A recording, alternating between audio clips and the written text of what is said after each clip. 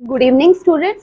तो मैं प्रियंका पटेल आज आपको चैप्टर 2 क्लास 6 का चैप्टर 2 कंपोनेंट्स ऑफ फूड जैसे हमने स्टार्ट किया था प्रीवियस क्लासेस में मैंने आपको बताया था कि different types of foods and their variety, जिसमें हमने पढ़ा था कि एनर्जी गिविंग फूड कौन कौन से होते हैं, जैसे कार्बोहाइड्रेट्स एंड फैट्स। फिर बॉडी बिल्डिंग फूड कौन सा होता है, प्रोटीन्स। फिर हमने पढ़ा था कि प्रोटेक्टिव फूड कौन से होते हैं, विटामिन एंड मिनरल्स। तो स्टूडेंट्स आज हम एक एक करके वन बाय वन इन सब चीजों के बारे में हम डिटेल में स्टडी करेंगे। जैसे हमारा फर्स्ट क्या था, कार्बोहाइड्रेट्स एंड फैट्स। तो कार्बोहाइड्रेट्स के बारे में हमने पढ़ा था कि कार्बोहाइड्रेट्स वो होते हैं जो हमें इंस्टेंट एनर्जी प्रोवाइड करते हैं, और carbohydrates in our food are mainly sugar and starch. तो स्टूडेंट्स जो भी हम शुगर या फिर स्टार्च वगैरह कंटेन करते हैं वो हमारे सारे क्या होते हैं, carbohydrates. Second, starch is present in grains like rice, wheat, maize, tubers like potatoes and etcetera. कि जो सो स्टूडेंट जो भी हम ग्रेन कंज्यूम करते हैं जैसे राइस, व्हीट, मेज, पोटैटो, इन सब में क्या होता है, स्टार्च प्रेजेंट होता है। Second, sugar is a sweet substance. Common sugar we use is sucrose and it is obtained from sugar cane. तो शुगर की मेनली जैसे हम बोलते हैं कि कार्बोहाइड्रेट्स जो होता है उसमें स्टार्च प्रेजेंट होता है, तो कहीं ना कहीं वो शुगर सब्सटेंस होता है। और शुगर जो है वो एक स्वीट सब्सटेंस है, कॉमन शुगर जो भी हम अपने घर में कंज्यूम करते हैं। और ये शुगर जो है वो हमें कहाँ से मिलती है, शुगर केन से। और जो शुगर हम घर में यूज करते हैं उस शुगर का नाम क्या है, सुक्रोज। उस शुगर का नाम क्या है, sucrose.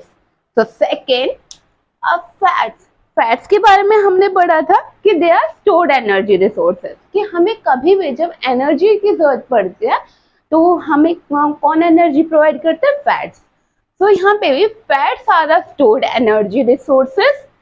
Animal sources include milk, butter, ghee, cheese and etcetera. कि फैट्स वो होते हैं जो कि हाँ स्टोर्ड एनर्जी होती है, और जो जब भी हमें फॉर एग्जांपल अगर बहुत दिनों से अगर हम फैट कंज्यूम ना करें तो अगर हमें इंस्टेंट एनर्जी चाहिए तो हमें कौन प्रोवाइड करते हैं, फैट्स। बट ज्यादा अमाउंट में फैट्स हमारे लिए हानिकारक होता है, क्योंकि अगर फैट्स ज्यादा हो जाएगा तो ना हम ढंग से मूव कर पाएंगे। और आपने भी बहुत सारे लोगों को देखा होगा कि जिनका फैट बहुत ज्यादा डिपोजिशन हो जाता है और उन्हें उठने चलने में दिक्कत होती है। तो स्टूडेंट नेक्स्ट हम करेंगे प्रोटीन्स। तो स्टूडेंट्स आगे हमने क्या पढ़ना था, प्रोटीन्स। तो प्रोटीन्स हमने मैंने पढ़ाया था कि डिफरेंट टाइप ऑफ फूड, तो हमने पढ़ा था कि जो प्रोटीन्स होते हैं बेसिकली जो हमारे डैमेज पार्ट होता है उनकी रिकवरी में कौन हेल्प करते हैं, प्रोटीन्स। तो यहाँ पे जैसे आप देखोगे, proteins are the body building food as they help in body growth. कि प्रोटीन्स क्या होता है, बॉडी बिल्डिंग फूड, और वो किस चीज में हेल्प करते हैं, बॉडी ग्रोथ में। जैसे आप छोटे होते हो, छोटे से बड़े होते हो, तो वो किसकी मदद से होते हो, proteins and repair of damaged parts of the body. Next, animal resources like eggs, fish, milk, etc. Plants resources like pulses, beans are resources of proteins.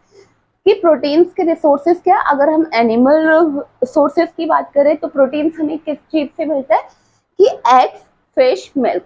अब ऐसा नहीं है कि एग, फिश, मिल्क जैसे आपने फैट्स में भी पढ़ा कि उससे फैट्स भी मिलता है।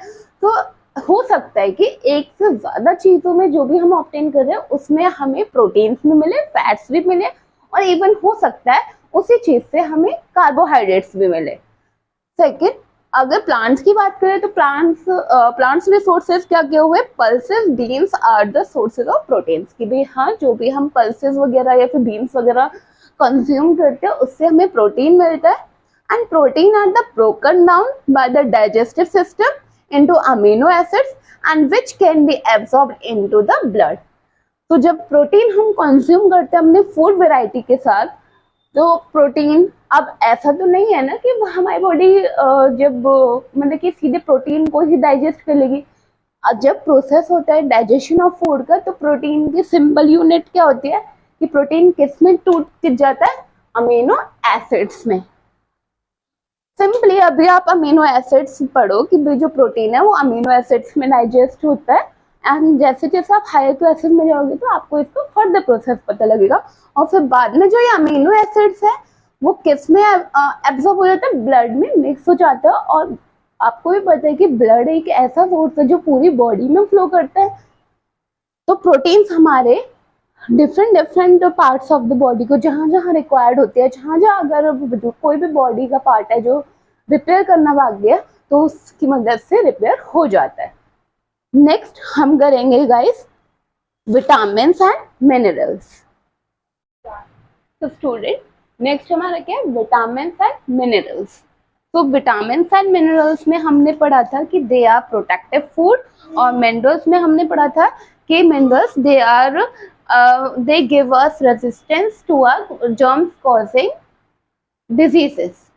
So vitamins and minerals, अगर हम vitamins की बात करें फर्स्ट तो they are protective food, कि जो vitamins है वो protective food है as they protect us from many diseases, कि भाई ये हमें बहुत सारी diseases से क्योर करते हैं। उस चीज में कौन हेल्प करता है, vitamin, and they give us resistance against disease causing germs, और ये हमें रेजिस्टेंस प्रोवाइड करते हैं किसके अगेंस्ट, जो कि ऐसे जर्म जो कि क्या कर सकते हैं, हमें डिजीज कॉज कर सकते हैं। सेकेंड, जैसे विटामिन भी कितने विटामिन भी आपने पढ़ेंगे, vitamin A, vitamin B, vitamin C, D, K and E. They are obtain from fruits, vegetable, fish, liver oil. जैसे मैंने बताया कि जो भी आप कंज्यूम करते हो सकता है कि जो भी आप फूड वैरायटी करते हो, फूड वैरायटी आप कंज्यूम करते हो, कुछ खा रहे हो, तो हो सकते हो उसमें सारे की सारे जो कि एसेंशियल है बॉडी के लिए, वो सारे एक ही चीज में प्रेजेंट हो, तो ये कॉमन है। जैसे fruits, vegetable, fish, liver oil, milk, eggs etcetera. अब जो मिनरल्स हैं वो मतलब कि हमारी बॉडी को रिक्वायर्ड होते हैं स्मॉल क्वांटिटी में, होते तो ये स्मॉल क्वांटिटी में रिक्वायर्ड है, बट ये भी एसेंशियल है। तो कहीं ना कहीं हम मिनरल्स को भी काउंट करते हैं। फिर दे इंक्लूड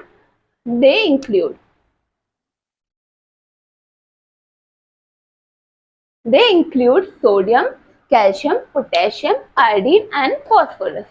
तो मिनरल्स में हम ये इंक्लूड करते हैं जो भी हम कंज्यूम करते हो, ये कहीं ना कहीं फूड मतलब कि खाने में प्रेजेंट होता है। और विटामिन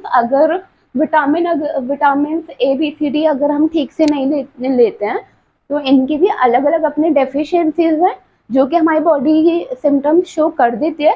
ये हम आगे डिटेल में स्टडी करेंगे जब मैं आपको पढ़ाऊंगी डेफिशिएंसी डिजीजेस। तो हमारा बच्चों नेक्स्ट टॉपिक क्या रहेगा, बैलेंस डाइट।